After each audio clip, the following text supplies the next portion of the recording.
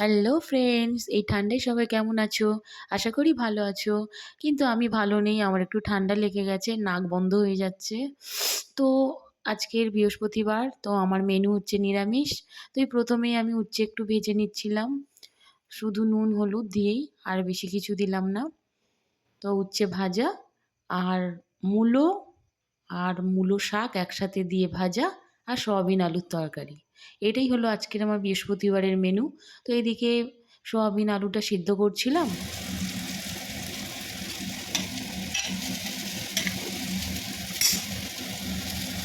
এরপর উচ্ছে তো ভাজা হয়ে গেল, এবার শাক ভাজার জন্য কড়াইতে তেল দিয়ে শুকনো লঙ্কা ফোড়ন দিয়ে একটু কালো জিরে ফোড়ন দিলাম।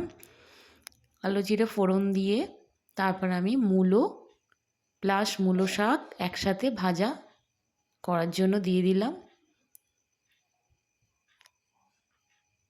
তো তোমরা কেউ খেয়েছো মূলো এবং মূলো শাক ভাজা একসাথে? তারপরে আমি নুন হলুদ দিয়ে আর একটু চিনিও দিয়েছিলাম। মূলো শাক ভাজা হয়ে গেল, এবার আমি সয়াবিন রান্না করব। তো কড়াইতে তেল দিয়ে জিরে ফোড়ন দিলাম, তারপরে তেজপাতা দিলাম, একটাই কেটে নিয়েছিলাম। যেহেতু নিরামিষ তাই একটু টমেটো দিলাম। টমেটোটা ভাজা হয়ে গেলে একটু আদা বাটা দিলাম।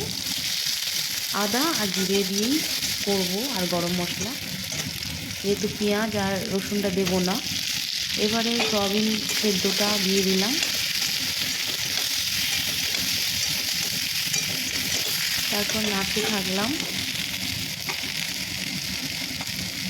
এরপর হলুদ দিলাম, একটু নুন দিলাম, আর একটু লঙ্কার গুঁড়ো দিলাম, খুবই অল্প দিলাম কারণ আমার ছেলে ঝাল খেতে পারে না।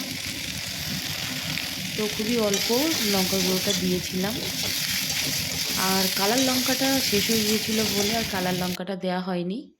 তারপর একটু ধনের গুঁড়ো দিলাম আর একটু জিরের গুঁড়ো দিলাম।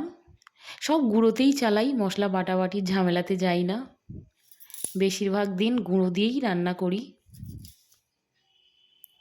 এরপর একটু এটা দিলাম চিলি সস, তারপরে দিলাম সয়া সস, তারপর একটু দিলাম টমেটো সস। আমি নিরামিষ সয়াবিন করি আর মাংস করলে এই সস দিই রান্নাতে। এরপর দেখো একটু গরম মশলার গুঁড়ো দিয়ে দিলাম, কালার কিন্তু হয়নি কারণ বেশি লঙ্কার গুঁড়ো আমি দিইনি। এবার দেখো এক হাঁড়ি ভাত আর এই উচ্ছে ভাজা, শাক ভাজা আর সয়াবিন। কেমন হয়েছে সবাই জানিও কমেন্টে। Tata, bye bye.